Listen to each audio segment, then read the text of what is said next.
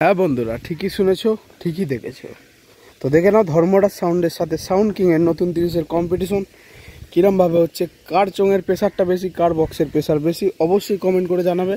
আর যারা নতুন আসছো, চ্যানেল সাবস্ক্রাইব করছে না, অবশ্যই চ্যানেলটা সাবস্ক্রাইব করে দাও, একটা করে লাইক করে দাও, শেয়ার করে দাও।